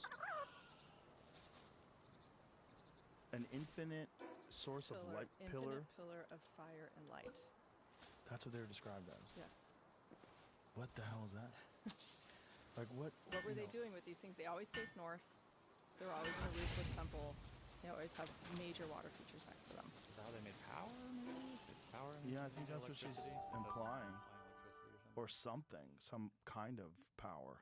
The myths suggest that there was something going on there. Well, this is the question that I always have when we think about technology, we always think about it in the context of what we understand currently. Yeah. And if you think of human beings, the way we've progressed to get to where we are now is through internal combustion engines and transistors, all these different technologies that we're available, that we have right now.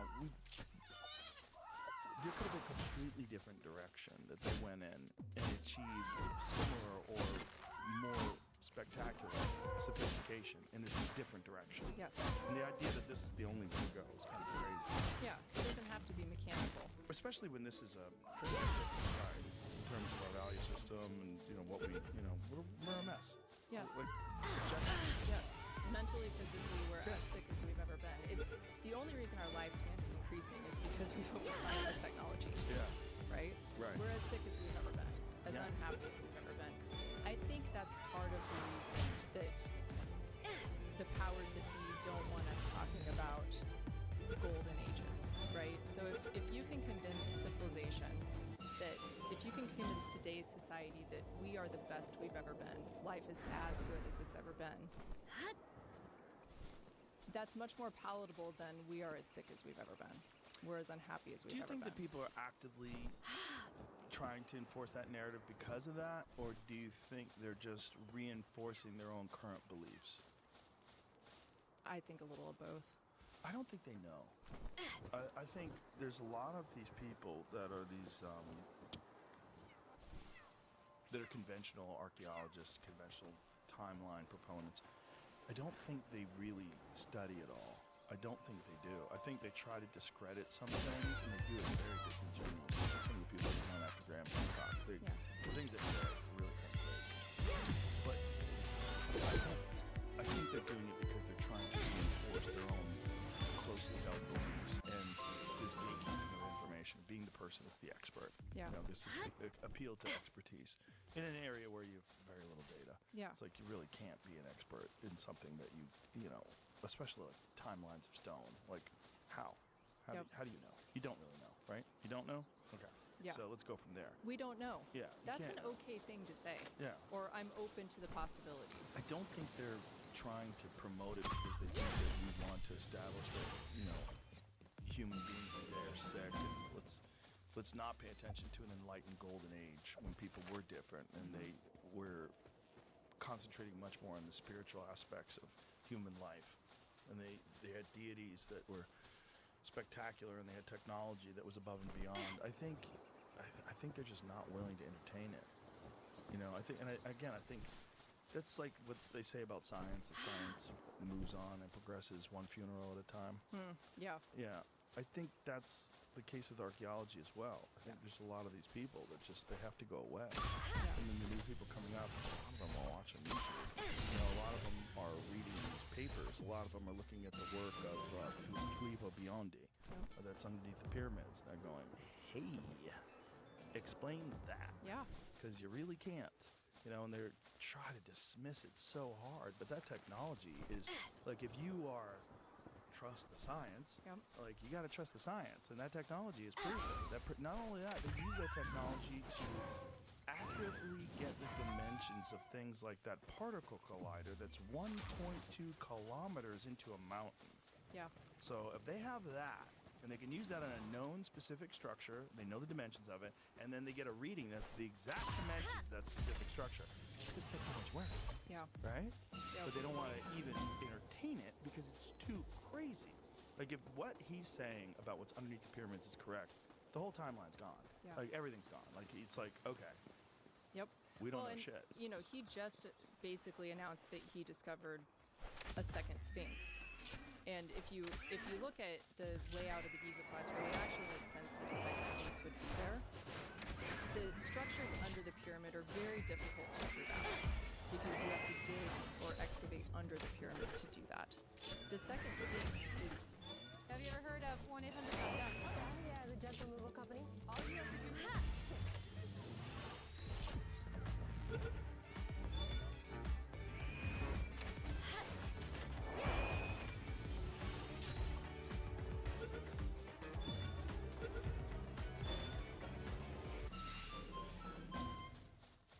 if it's there, is simply buried by a pile of sand. So that would be a very easy thing to dig out and to prove, yes, Filippo Biondi his technology is showing something that's actually there. What is the second Sphinx look like in the images? He just had a conference in Italy, and his translated version of his talk at this conference just came out, I think, yesterday or the day before, and he shows all of these scans that he's done from space, and he kind of puts them together and shows the shape of the structure that I'm seeing under the ground looks a whole lot like the existing Sphinx. And he actually used AI and ran probabilities against his scans. And so he went to Grok and Google Gemini and all of the different AIs and effectively said, if you look at my data, what do you think the odds are of a Sphinx being under the sand? And AI came back in almost every instance higher than 80% probability that it is a Sphinx based on the data that he's showing. That would be incredible. That seems easy. And like I said, all you have to do is, so when they excavated the tombs that are right next to where Biondi believes the Sphinx is, they took all of the sand from those and piled it directly on top of the Sphinx, not knowing it was there. And so you just need to move this sand out of the way and dig down, and you can prove whether it's there or not. Haven't people disputed that though? Like, aren't there some photos where that mound didn't exist from like the 1930s? Or Right. something? Yeah. So that's when they excavated those tombs. They took that sand and they piled it there. So initially, when Biondi talked about this, like on Matt Bell's podcast, when he announced this, people came out immediately and said what he thinks he's seeing is actually a modern pile of soil. But what he's showing is below that in his scans. So I think it's a big opportunity for the people in Egypt to go out, do a little mission, dig down, see what's there, and you can prove, yes, so the Dream Stela, a lot of these different traditions talk about two sphinxes. And the geometry from the air, you can see where he believes he found the Sphinx. Geometrically, it looks very similar to where the first Sphinx was found in relation to the different pyramids. Whoa. So, yeah, I think Go it's back to that. Just talking about it. I know, but they say it's false. Well, I love how they say that. Viral claims of second buried Sphinx at Giza are false, archaeologists say. Well, how do you know if you didn't dig? Yeah. How do you know? And again, also, the Sphinx was buried. This is like what's really important. Like when Napoleon found it, it was buried. Right. So that was what? What year was that? I don't know. What year is Napoleon? 17s? 1700s? They could see the head though, right? Yeah, that's it. Just the head. Yeah, so if the entire Sphinx is buried, I guess my point is it's very hard to prove his claims of what's under the pyramids because Look, there's a picture of that's Napoleon. a real excavation. In color. So, I mean, you could easily see, giving a different geographic layout, different topographical layout, that if the whole body could be covered, well, if you're in a different place and the sand comes in a different way and it piles up even higher. It's on the west side of the Giza Plateau. The current Sphinx is on the east side. And then you have the two pyramids in the middle. So it is possible that sand could have just covered that over thousands and thousands of years. Absolutely. And it would be easy to prove that it's there. Or that it's not. Or that it's not. Yeah. Or that Biondi's full of shit. Yeah. Or maybe he's not. Right. He might not be. Well, they have also found chambers inside the Sphinx that they know are real. Yeah. So chambers that are proven that they know exist, this technology also shows them. And in Biondi's new scans, he also shows cavities inside that Sphinx. Really? What he believes are. Okay. So it's really exciting, and I think, if you think about where this field is going in the next 5 or 10 years, and think about the opportunities with AI and all of this technology, look what was uncovered in Cambodia with LiDAR, look what's happening in Egypt with scans from space. If you take AI and you start to compile, I used to work for a mining company, and mining companies use LiDAR, or forestry companies, or environmental companies, they all scan the earth, right, with LiDAR. If you could use AI to compile all of the scans all over the world, imagine what you could start to identify that nobody's identified before as ancient structures. Like, I think you could fundamentally change this discussion in the next 5 years just using AI and different kinds of technology that we've never been able to do in human history. We can translate untranslatable texts. Yeah, I've seen that. I've seen what's really fascinating when they do these scans of scrolls from Pompeii. Now at Whataburger, you can get the new Big Ranch Wrap for $3, 5 premium Whata chicken bites for $4, or a bacon cheese Whataburger Jr. for $5. Add fries and a drink for a little more. Now that's a Whata deal at What a Burger. Download the app.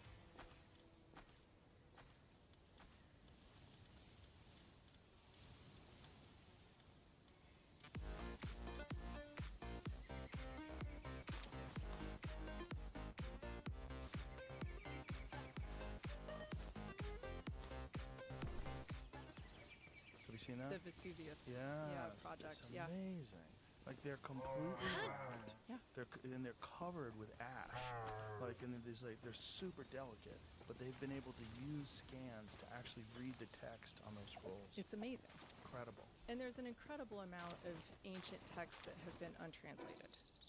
What is hidden in there? Right. You know, not just the languages that we don't know how to translate, like Rongo Rongo script in Easter Island, but translatable script that nobody's paid attention to. The Right. thousands of Sanskrit writings, what's hidden in there?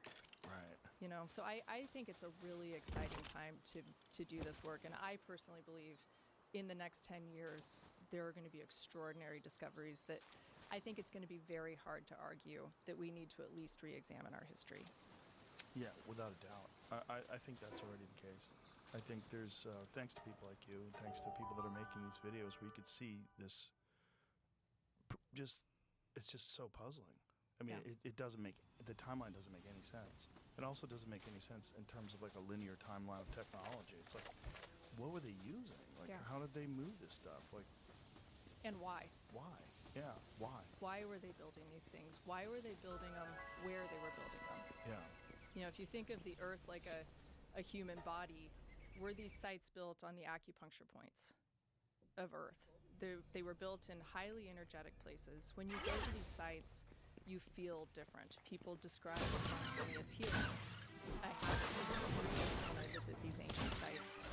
You know, I do a lot of meditation, and when you meditate on top of the pyramid in Cambodia, you drop your you know, so you are, as a human, you're resonating with these sites in a way that you don't when you're not with them. And so I believe personally that they were building these sites in these places for a reason. Well, it makes sense. And the idea that different places don't have different energy is just one of the things people like to say. We've got a clear understanding of what energy is, what the different about these different places. It's just different geology. It's just, there's nothing special. Yeah.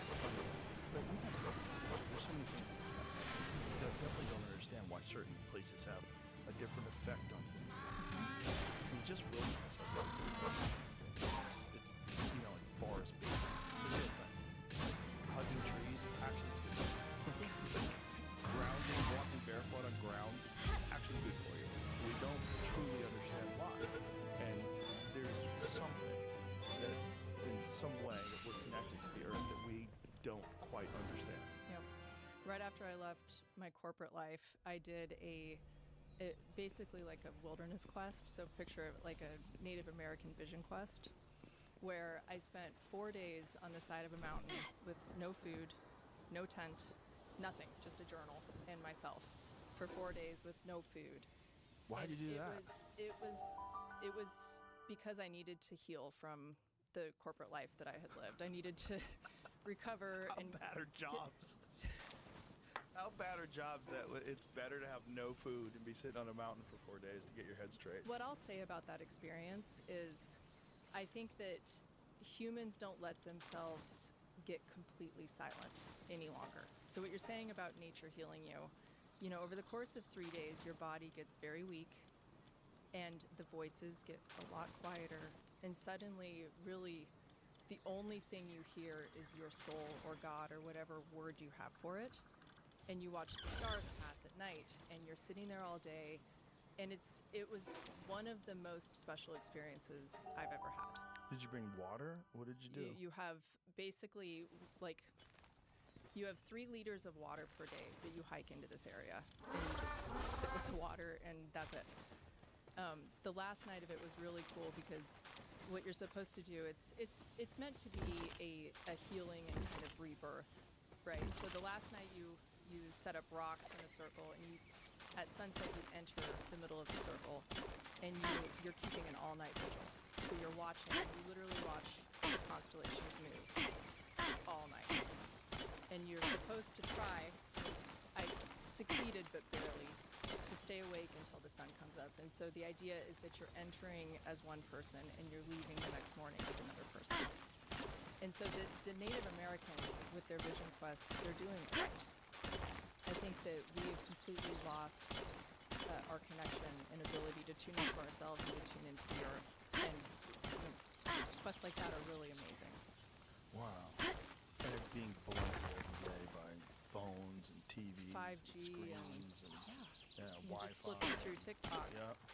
It's different than sitting with yourself in complete silence. The complete polar opposite of corporate life. Yes. Yeah. Thank God.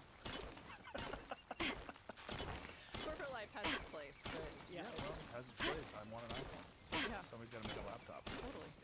And people need to make a living, right? Yeah. It's just, there's other ways. Not for everybody. I mean, we need people to not get it so that they keep working, Yeah. so we have stuff. Yep, exactly. Or, at least to spend a portion of their life doing that, and then... Well, when you think about ancient civilizations and how much time they spent in ritual and how important these things were to them, and Create PDF spaces in a click. Connect your docs, and then the docs.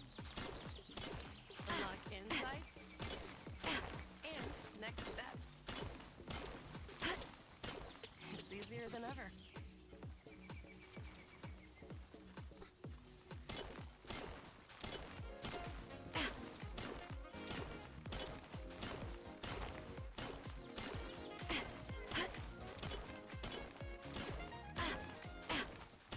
how they had this very strange connection. Like a lot of these ancient structures, particularly Aztec structures and Egyptian structures, they mirror the constellations. And so they had a understanding of their place in this universe. They knew how to make these temples so that the pillars, the summer solstice, the sun would part through the middle of the pillars and light these corridors. Like that's incredible sophistication. It's incredible planning, this understanding of when the sun's coming up exactly at the specific time of the year, it's the longest day of the year, and the knowledge that the sun's moving in the sky, that it'll be back on this day, and this is where it's got to be, so this is where we have to build. And they encoded that in stone. And they didn't miss. They didn't get it off by half a foot or 6 inches. No, it's like right there. Sun in the center, right up the middle. Like, how did you do that? Yeah. How did you do that? You did that while you were hunter-gathering? Like, what are you talking about? This is bananas. In the spring equinox, the sun rises exactly over the center tower of Angkor Wat. Like, perfect. They knew exactly what was happening, and they built their structures around it. Which gets back to the why, right? Like, yes, how did they build this? It's mind-blowing. But why did they build it? Why did they build it the way that they did? Why did they build it where they did? Look at that. Isn't that incredible? That is bananas. Look at all the people. Just straight up the east side. What is that?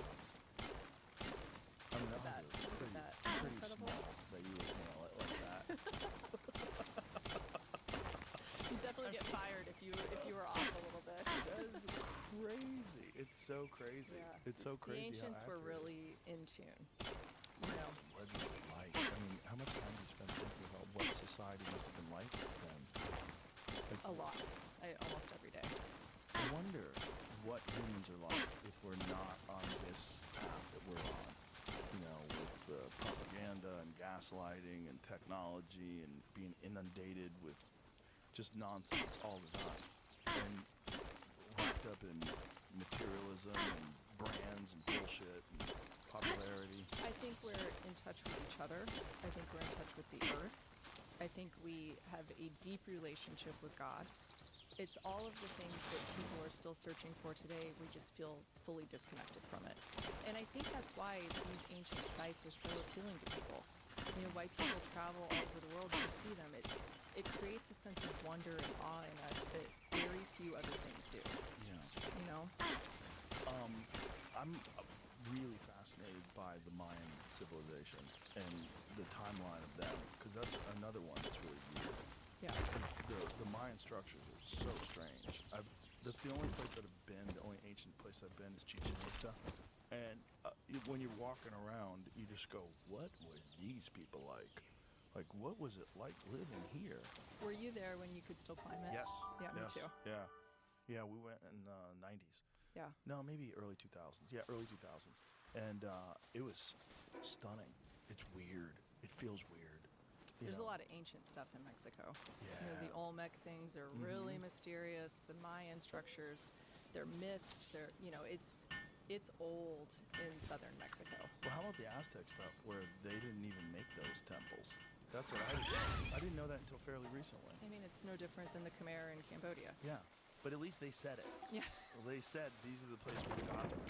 That's how they described it. Yeah. So we attribute those temples to the Aztecs. Yeah. But they were like, nope, they were already here. Yep. Okay, well then who? The Incas say the same thing in Peru. We didn't build these. These were already here. But we don't listen to them. We're like, you guys don't know what you're talking about. People wrote myths. Those are just stories. You silly people. Yeah. One of the things we talked about the other day was that there's a bunch of different cultures that have a timeline of the kings where they ruled for thousands and thousands of years. Yeah. Like one king ruled for thousands of years. And then you have the flood, and then you have the ages of these people drops off pretty radically and then becomes a normal age, like human beings. Yeah. And we look at that and we go, oh, that's just myth back then. Yeah. Until it's history. And it's the same texts, like in the same depictions of these kings, where they have accepted dates, you know, the 5,000 year ago, 4,000 year ago kings. Like, yeah, that guy was real. Yeah. But these other ones that lived for 3,600 years, no, that's not real. Same with the Jains, like I was talking about earlier. There are 24 Tirthankaras. All 24 have lived, according to the Jains, but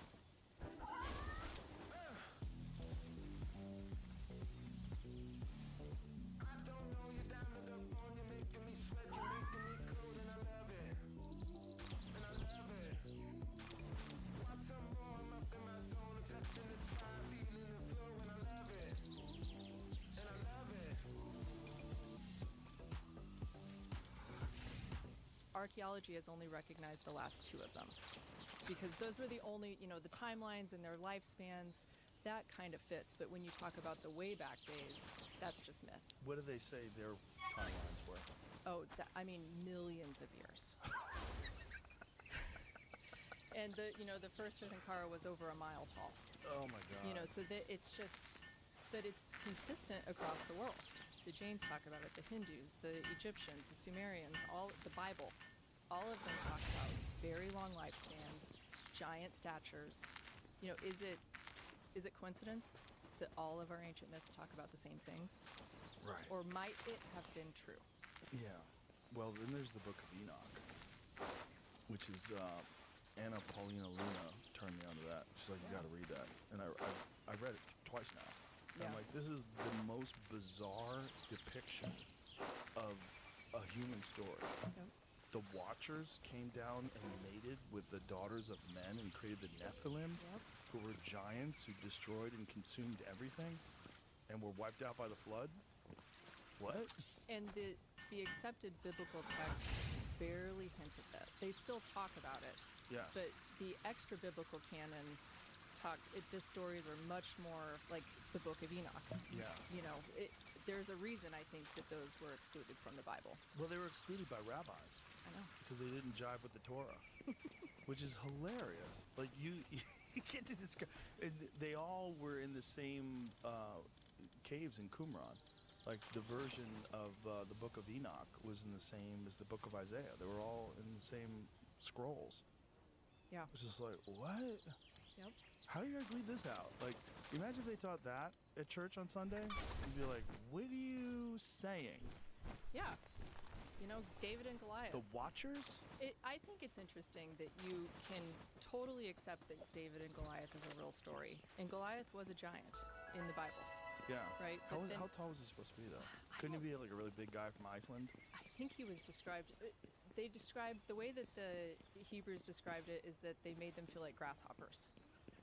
Whoa. The giants, the Nephilim, made them feel. You know, they were like, we are as if we are grasshoppers.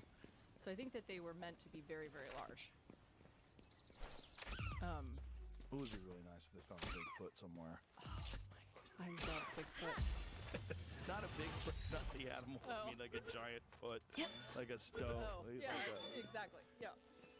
David and Goliath. So he was supposed to be 10 feet tall. Often calculated as roughly 9 to 10 feet tall. The thing about that is, like, you know, people are full of shit, and they can make up a story. The guy was so big, he was 10 feet tall. And meanwhile, he could have been like the mountain from Game of Thrones. Totally. Like a real person. Yep. Any of our basketball players today. Who said he was 6 scholars?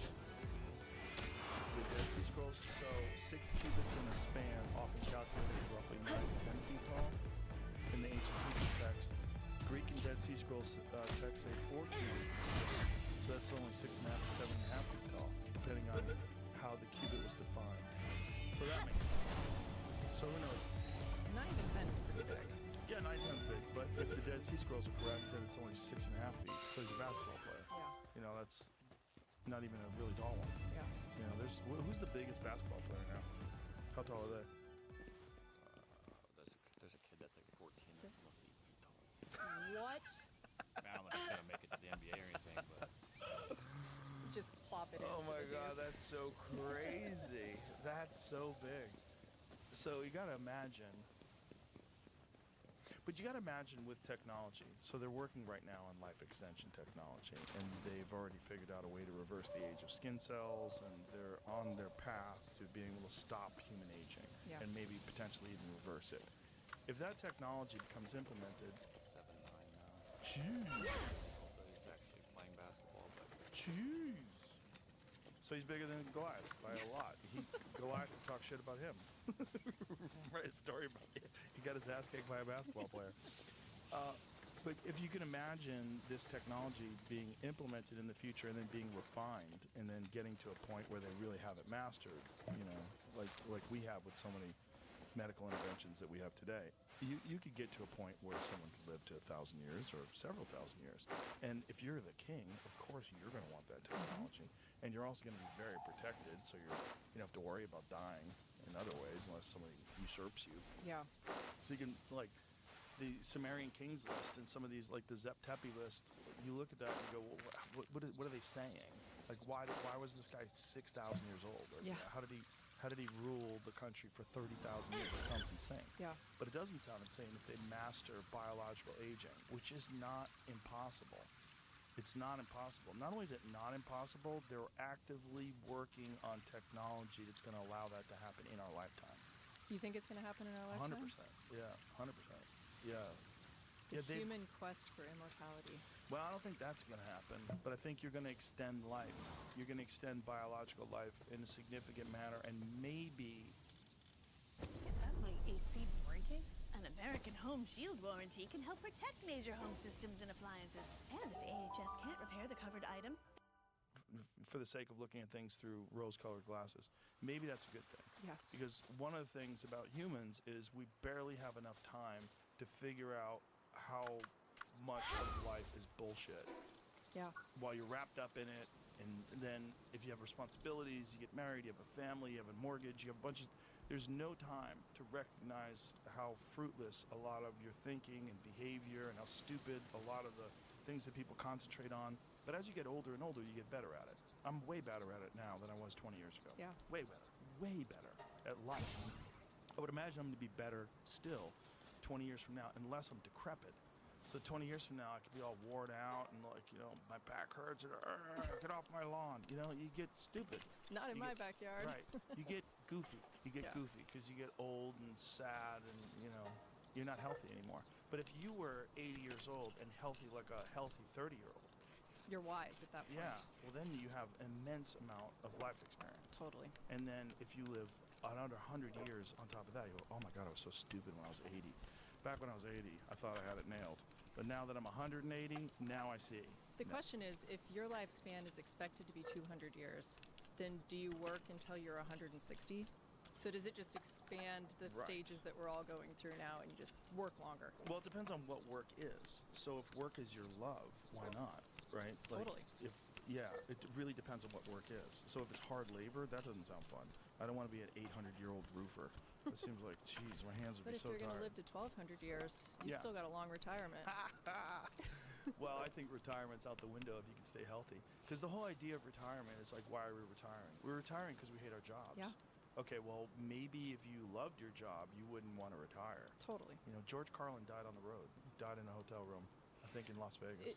And you hear lots of stories of people working their entire careers, retiring, and then promptly dying. Oh, yeah. Within no 6 purpose. months, they have a heart attack and they die. And they had all these big plans and they just never see them through. Yeah, they just feel like the end is near, and that the creeping doom, the existential angst in the back of your head is probably contributing to a lot of your decay. Yeah. Because you're kind of like checked out. You know, that happens a lot with spouses. You know, the husband dies and the wife dies shortly thereafter. My grandparents, my grandmother died and my grandfather died within a year. Yeah. Yep. Yeah. That's what happens when a woman dies first. Yeah? Yeah. It's so much harder for the man to live without her. Is it? Is it? Yeah, I think so. Why is that? I mean, if you think of all the old widows, you know, the women live. My grandpa died 15 years ago, and my grandma's 93. She's still living. She's still going. That's interesting. You know, she knew how to cook for herself and clean and things like that. But had it been reversed, I'm not sure that he would have lived that long. Maybe. So Depends on the relationship. So I see a lot of relationships with older couples where the woman becomes like the caretaker. yeah, I think dudes get dumber quicker when they get older. no comment. They're just worn out by the time they hit 80. You know, a lot of times the wife tells them things like, "Okay, you're right," and then they just like fall into that role where the wife is in charge of everything. Have you seen the stats of